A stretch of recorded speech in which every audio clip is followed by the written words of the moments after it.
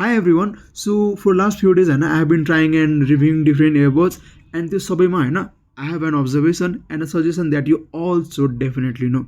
So whenever you buy a pair of earbuds हैन don't go for हैन जसकोमा धेरै फिचरहरु होस् but go for the one जसको latency कम होस्.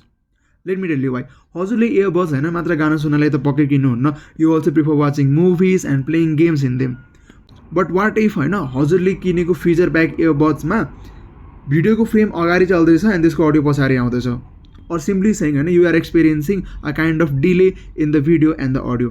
त्यसले गर्दाखेरि हजुरको एक्सपिरियन्स त खराब भयो after spending this much amount of money हैन still if you are not able to watch a movie in it then लेको के फाइदा. So whenever you buy a pair of earbuds त्यही जानुस् connect it and play a video and test it and be sure that त्यो delay धेरै छैन and it is not spoiling your experience and order मिलाएर हेर्दाखेरि सुरुमा get the one जसको चाहिँ राम्रो साउन्ड क्वालिटी छ त्यसपछि त्यसको लेटेन्सी लो हुनु पर्यो मिनिमम टु 40 मिलिसेकेन्ड अनि त्यो भन्दा कम छ भने त झनै राम्रो and त्यो पछाडि go for the battery life and त्यो पछाडिको लिस्ट हैन goes according to your preference and यस्तो इन्फर्मेटिभ भिडियोजहरुको लागि टेक कल्चरलाई फलो गर्नुस्.